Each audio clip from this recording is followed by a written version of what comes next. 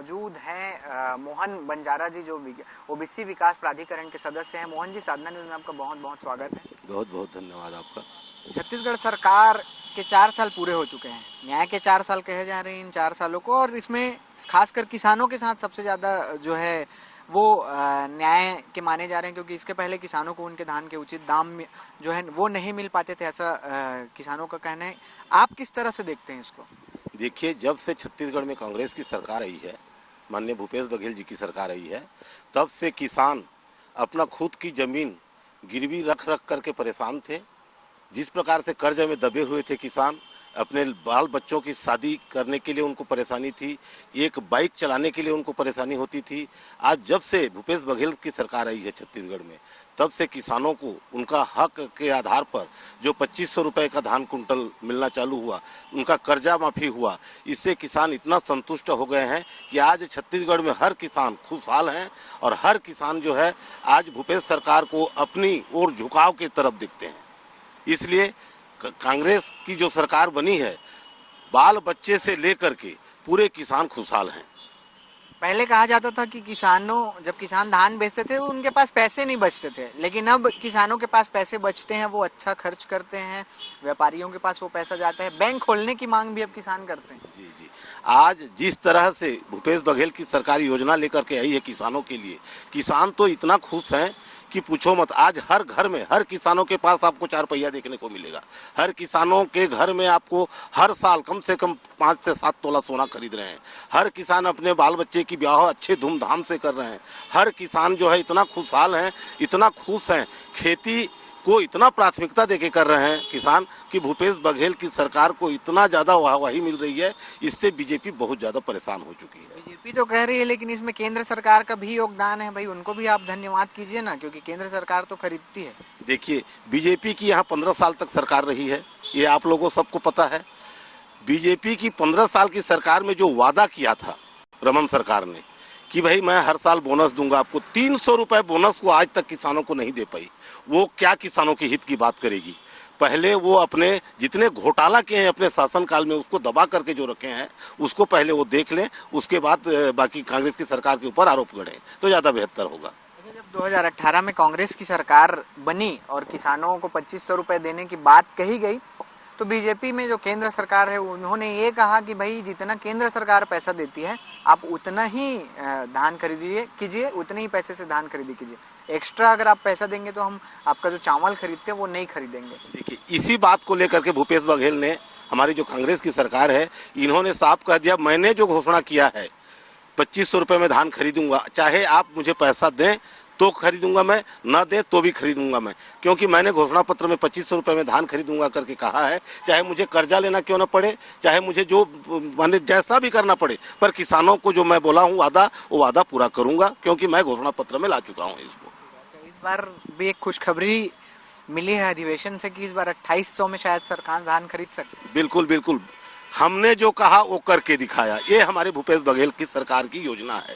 इन्होंने अभी 2800 रुपये की घोषणा करी है और निश्चित तौर पर मैं मानता हूं कि किसानों को 2800 रुपये का मतलब धान खरीदी मिलेगी और निश्चित ही मिलेगी उनको 2800 रुपये में। ये क्योंकि ये सरकार जो कहती है वो करती है। अच्छा, मोटे अनाज को बढ़ावा देने के लिए छत्तीसगढ़ सरकार पहले से ही रागी, कोदो, कुटकी को समर्थन मूल्य में खरीद रही है। अब केंद्र सरकार भी मिलेट मिशन शुरुआत कर रही है।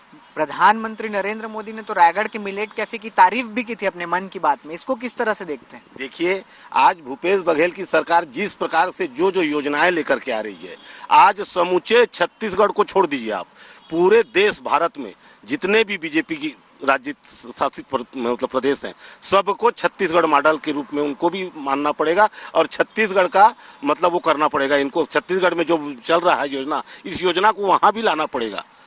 मोदी चाहे जितना भी कर ले, भूपेश बघेल की मतलब किसी भी प्रकार की योजना को फैल नहीं कर सकेगा, ये इतना मैं जानता हूँ। छत्तीसगढ़ मॉडल का जिक्र आपने किया है। छत्तीसगढ़ मॉडल की चर्चा आज हर जगह होती है। पहले गुजरात मॉडल की होती थी, आज भी बीजेपी कहती है कि गुजरात मॉडल, कांग्रेस कहती है कि छत्तीसगढ़ मॉडल। आप किस तरह से देखते हैं? छत्तीसगढ़ मॉडल के सामने में गुजरात मॉडल कुछ भी नहीं है, क्योंकि आपको भी पता है कि गुजरात में एक से एक व्यापारी भरे पड़े हैं।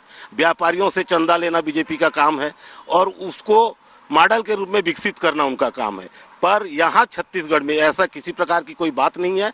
सरकार जो कह रही है वो कर रही है, चाहे उनको कर्जा लाना पड़े, चाहे वो जैसा भी स्थिति हो, लेकिन वो करके दिखा रही है। ये भूपेश बघेल की सरकार नियत साफ रख करके काम कर रही है। गोधन न्याय योजना से गोबर खरीदी हो रही है। जब गोबर की खरीदी शुरू हुई थी तब बीजेपी नेताओं के बहुत सारे बयान आए थे। देखिए, गोधन न्याय योजना एक ऐसा योजना लाए हैं हमारे सरकार ने।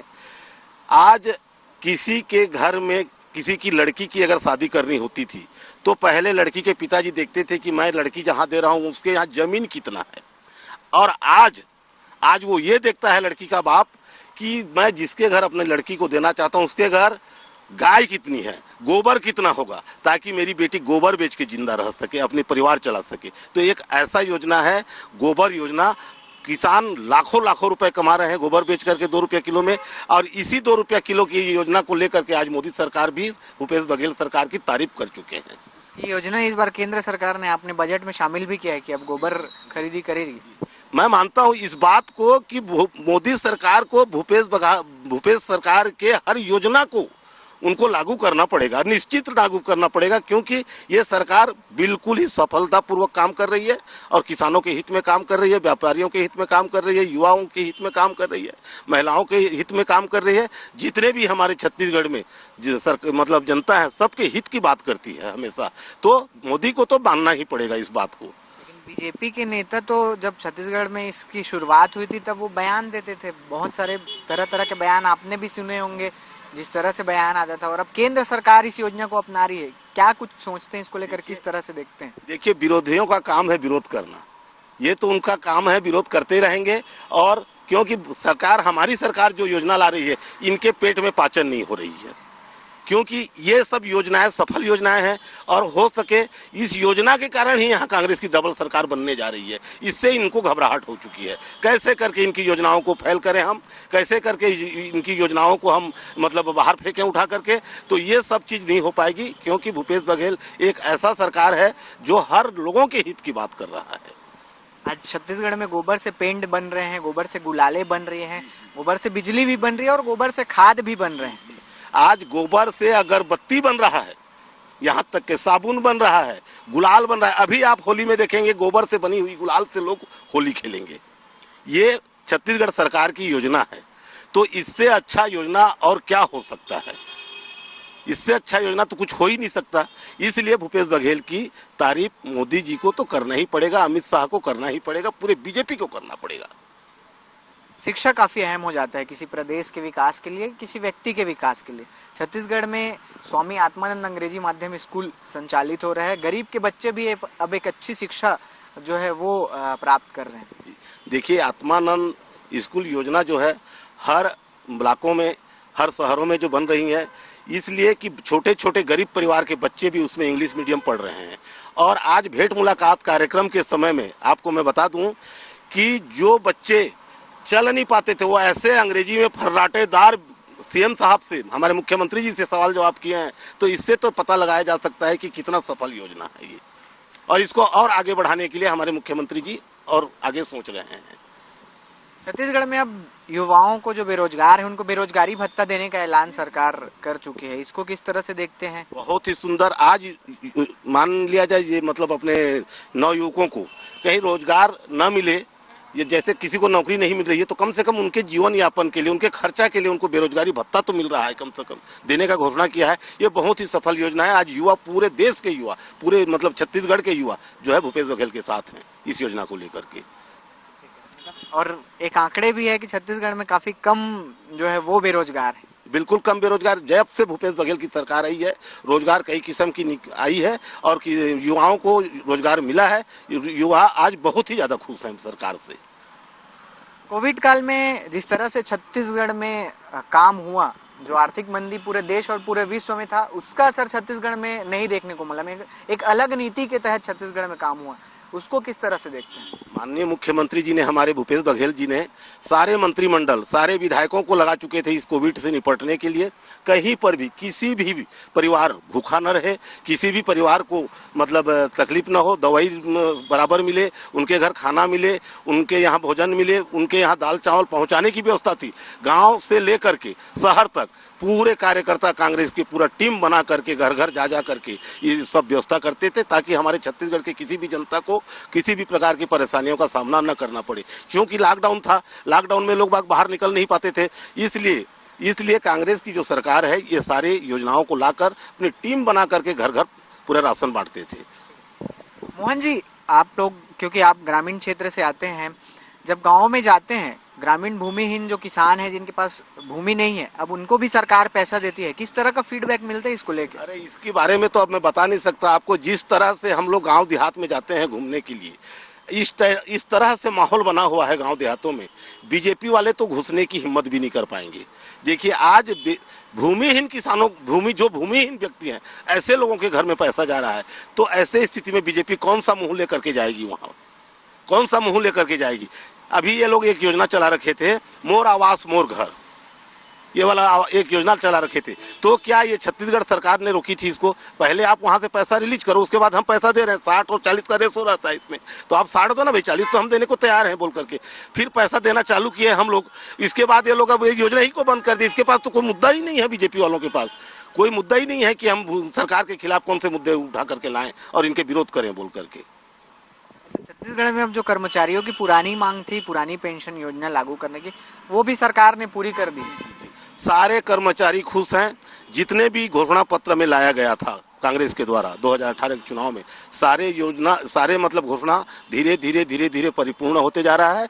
न कर्मचारी नाराज हैं इसमें, न महिलाएं नाराज हैं, न किसान नाराज हैं, न कोई युवा नाराज है। सब के सब बहुत खुश हैं सरकार से, और सरकार सारे योजनाओं को सफलतापूर्वक फलीभूत कर रही है। एक आखिरी सवाल है, भेंट मुलाकात को किस तरह से देखते हैं, क्योंकि एक मुख्यमंत्री खुद लोगों के बीच पहुंच रहे हैं अब योजनाओं का फीडबैक लेने के लिए? हमारे माननीय मुख्यमंत्री जी का सोच ये था कि आप मुझ तक नहीं पहुंच सके, मैं आप तक पहुंच रहा हूं, आपके सरकार आपके द्वार। इस हिसाब से इन्होंने भेंट मुलाकात का कार्यक्रम रखा, और आपको जो भी परेशानी है, आप सामने आमने अधिकारी रहते थे, पूरे जिले के अधिकारी रहते थे, तो सामने आमने जिसकी भी जो शिकायत है मुझे बताइए, यहीं पर मैं निराकरण करके जाऊंगा। आपको किसी कोर्ट कचहरी, किसी ऑफिस, किसी मतलब दफ्तर का चक्कर काटना न पड़े।